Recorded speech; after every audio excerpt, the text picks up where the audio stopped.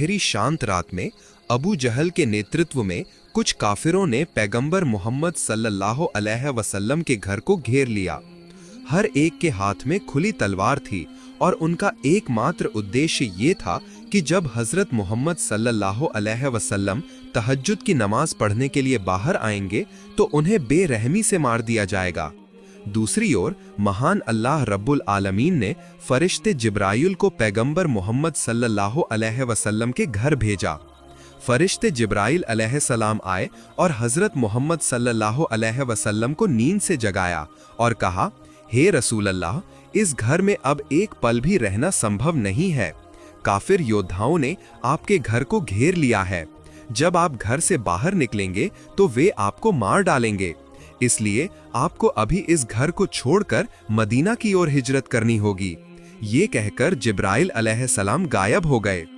हजरत मोहम्मद सल्लल्लाहु अलैहि वसल्लम के पास ही हजरत अली रजी अल्लाह अन्हु सो रहे थे, इसलिए पैगंबर मोहम्मद सल्लल्लाहु अलैहि वसल्लम ने अली रजी अल्लाह अन्हु को जगाया और कहा, हे अली, अल्लाह ताला की ओर से वही आई है, मुझे मदीना की ओर हिजरत करनी होगी।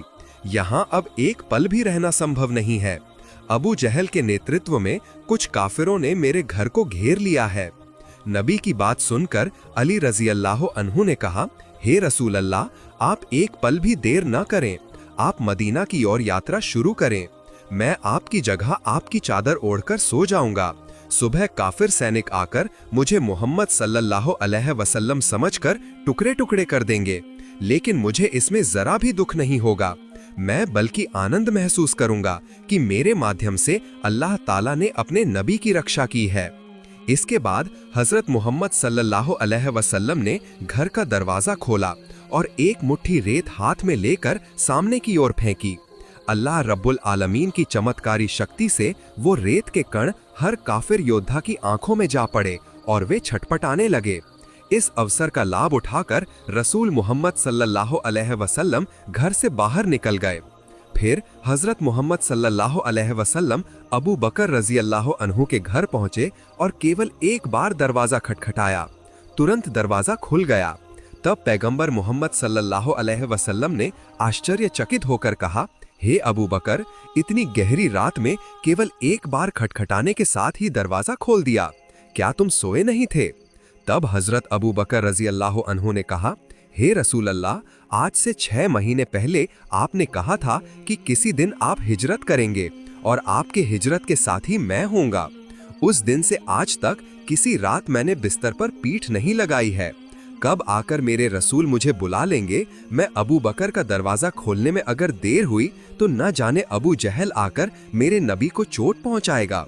तब मोहम्मद सल्लल्लाहु अलैहि वसल्लम ने कहा, हे अबू बकर, यहाँ अब एक पल भी रुकना नहीं होगा, चलो हम मदीना की ओर चलते हैं। इसके बाद गहरी शांत रात में हजरत अबू बकर रजी अल्लाह अन्हो और पैगंबर मोहम्मद सल्लल्लाहु अलैहि वसल्लम मदीना के रास्ते पर चलना शुरू करते हैं। इधर अबू जहल और उसके काफिर योद्धाओं को समझ में आता है कि किसी ने उनकी आंखों में रेत फेंकी है। वे ध्यान से देखते हैं कि मोहम्मद सल्लल्लाहु अलैहि वसल्लम के घर का दरवाजा खुला है। अबू जहल और उसके काफिर योद्धा हजरत मोहम्मद सल्लल्लाहु अलैहि वसल्लम के घर के अंदर प्रवेश करते हैं और देखते हैं कि हजरत मोहम्मद सल्लल्लाहु अलैहि वसल्लम के बिस्तर पर चादर ओढ़कर हजरत अली रजी अल्लाह अन्हु सो रहे हैं। तब वे हजरत अली रजी अल्लाह अन्हु से पूछते हैं, मोहम्मद सल्लल्लाहु अलैहि वसल्लम कहाँ हैं? हजरत अली रजी अल्लाह अन्हु शेर की तरह जवाब देते हैं, क्या मैं जानता हूँ, तुम ही तो उनकी पहरा दे रहे थे, तुम ही बताओ वे कहाँ हैं। ये कहकर हजरत अली रजी अल्लाह अन्हु वहां से चले जाते हैं। इसके बाद अबू जहल और उसके योद्धा पैगंबर मोहम्मद सल्लल्लाहु अलैहि वसल्लम के पैरों के निशान का पीछा करते हुए हजरत अबू बकर रजी अल्लाह ताला अन्हो के घर आ जाते हैं। अबू जहल हजरत अबू बकर रजी अल्लाह ताला अन्हो के घर के दरवाजे पर आकर जोर जोर से खटखटाना शुरू करता है। तब हजरत अबू बकर रजी अल्लाह अन्हो की छोटी बेटी अस्मा दरवाजा खोलती है। अबू जहल पूछता है, क्या यहाँ मोहम्मद सल्लल्लाहु अलैहि वसल्लम आए थे? छोटी बेटी अस्मा जवाब देती है, मैं तो नहीं जानती, मैं सो रहा था। तभी अबू जहल ने कहा, तुम्हारे पिता अबू बकर कहाँ हैं?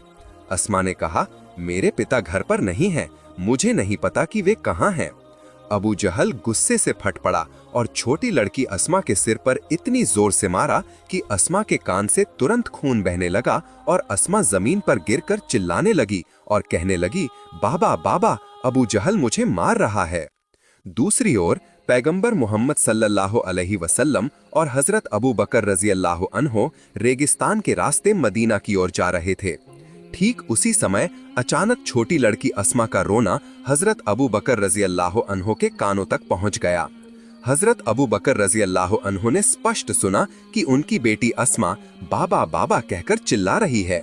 तुरंत हजरत अबू बकर रजी अल्लाह ताला अन्हु रुक गए और पैगंबर मोहम्मद सल्लल्लाहु अलैहि वसल्लम से कहा, हे अल्लाह के रसूल, मुझे लगता है कि अबू जहल मेरे घर आया है मेरी तलाश में।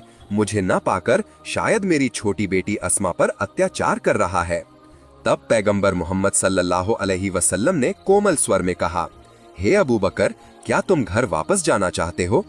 हजरत अबू बकर रजी अल्लाह ताला अन्हु ने जवाब दिया, हे अल्लाह के रसूल, मेरी छोटी बेटी अस्मा नहीं, मेरे परिवार के प्रत्येक व्यक्ति को अगर अबू जहल बेरहमी से मार डाले फिर भी मैं आपको छोड़कर पीछे नहीं जाऊंगा। हे अल्लाह के रसूल, चलो एक पल भी देर नहीं करनी चाहिए, हमें मदीना की ओर आगे बढ़ना चाहिए। ये कहकर हजरत अबू बकर रजी अल्लाह अन्हो और पैगंबर मोहम्मद सल्लल्लाहु अलैहि वसल्लम मदीना की ओर आगे बढ़ने लगे।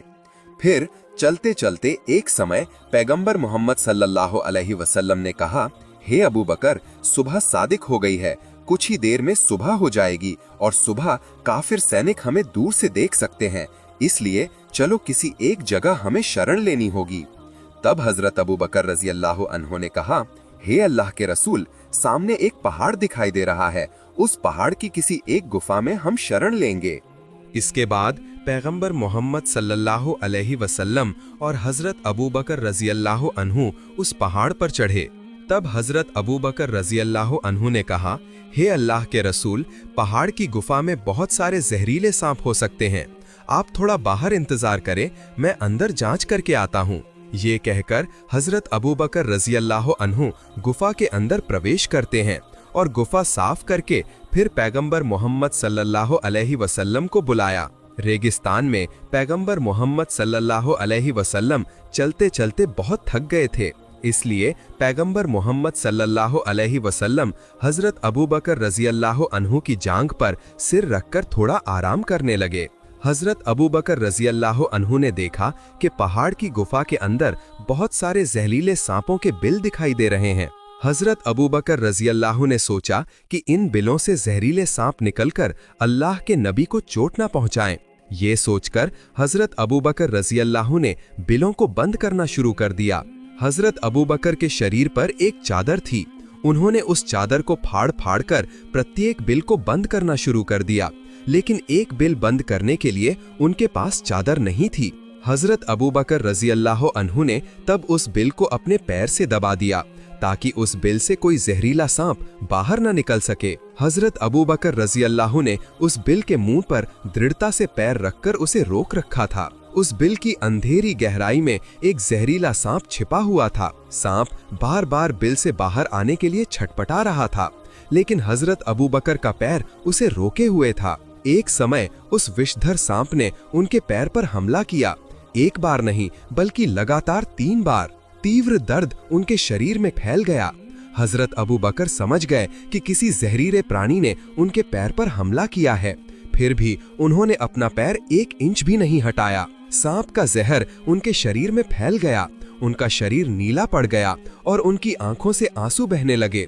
वे आंसू की बूंदें मानो हृदय में गहरे प्यार के साथ प्रिय नबी हजरत मोहम्मद सल्लल्लाहु अलैहि वसल्लम के गाल पर गिरी। उसी क्षण नबी की नींद टूट गई। वे जाग उठे और चिंतित स्वर में बोले, हे अबू बकर, तुम्हें क्या हुआ है? तुम क्यों रो रहे हो? क्या तुम्हें परिवार की याद आ रही है? क्या तुम्हारा मन पत्नी और बच्चों के लिए बेचैन हो रहा है? तब हजरत अबू बकर रजी अल्लाह अन्हु ने गहरी भक्ति और प्यार के साथ कहा, या रसूल अल्लाह, हे अल्लाह के प्यारे नबी, मैं अल्लाह की कसम खाकर कहता हूँ कि मेरी पत्नी, बच्चों या परिवार के प्रति मेरा प्यार कभी भी आपके प्रति मेरे प्यार से बड़ा नहीं हो सकता। मैं रो रहा हूँ क्योंकि शायद किसी जहरीले सांप ने मेरे पैर में काट लिया है। ये सुनकर प्रिय नबी सल्लल्लाहु अलैहि वसल्लम ने तुरंत हजरत अबू बकर के पैर पर अपनी मुबारक जुबान की लार लगा दी। अल्लाह रब्बुल आलमीन की असीम कुदरत से पल भर में हजरत अबू बकर सांप के जहर से पूरी तरह मुक्त हो गए। उसी समय अबू जहल के नेतृत्व में काफिर बाहर ही उस पहाड़ पर पहुंच गए। उन्होंने नबी मोहम्मद सल्लल्लाहु अलैहि वसल्लम और हजरत अबू बकर रजी अल्लाह अन्हु के पैरों के निशान का पीछा करते हुए उस पहाड़ की गुफा के पास आ गए और वे एक दूसरे से कहने लगे, क्या बात है, यहाँ से आगे पैरों के निशान नहीं दिख रहे हैं। अबू जहल ने उन्हें आदेश दिया, तुम इस पहाड़ की अच्छी तरह तलाशी लो। निश्चित रूप से मोहम्मद सल्लल्लाहु अलैहि वसल्लम इसी पहाड़ के अंदर छिपे हुए हैं, उन्हें मिलते ही तुम मार डालना। इसके बाद अबू जहल के योद्धाओं ने पहाड़ की तलाशी शुरू कर दी। वे तलाशी करते करते एक समय उस गुफा के सामने पहुंच गए जिस गुफा में नबी मोहम्मद सल्लल्लाहु अलैहि वसल्लम और हजरत अबू बकर रजी अल्लाह अन्हु ने शरण ली थी।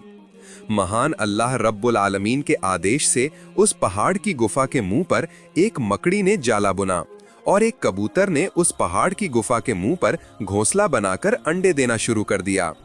अबू जहल के दो काफिर योद्धा उस गुफा के पास आते हैं।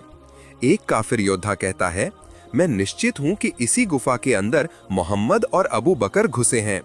दूसरा काफिर योद्धा कहता है, अरे मूर्ख, इस गुफा के अंदर इंसान कैसे घुसेगा? क्या तुम नहीं देख रहे हो कि इस गुफा के मुंह पर मकड़ी का जाला है और गुफा के सामने एक कबूतर अंडे दे रहा है? जब कोई व्यक्ति इस गुफा के अंदर प्रवेश करेगा तो वो कबूतर तुरंत उड़ जाएगा और मकड़ी का जाला टूट जाएगा। अबू जहल के योद्धाओं ने पूरे पहाड़ की तलाशी ली, लेकिन नबी मोहम्मद सल्लल्लाहु अलैहि वसल्लम को नहीं ढूंढ पाए। तब उन्हें विश्वास हो गया कि नबी मोहम्मद सल्लल्लाहु अलैहि वसल्लम यहाँ नहीं हैं। ये सोचकर वे वहां से लौट गए। उसके बाद जब अबू जहल के काफिर योद्धा वहां से चले गए, तब नबी मोहम्मद सल्लल्लाहु अलैहि वसल्लम और हजरत अबू बकर रजी अल्लाह अन्हु उस पहाड़ की गुफा से बाहर आए और मदीना की ओर फिर से यात्रा शुरू की। तेज गर्मी में तपते रेगिस्तान में चलते चलते वे बहुत थक गए। नबी मोहम्मद सल्लल्लाहु अलैहि वसल्लम ने कहा, हे अबू बकर, देखो तो सामने कोई घर दिख रहा है क्या? हम बहुत भूखे और प्यासे हैं। अगर सामने कोई घर दिख जाए तो वहां से हमें कुछ खाना या पानी मिल सकता है।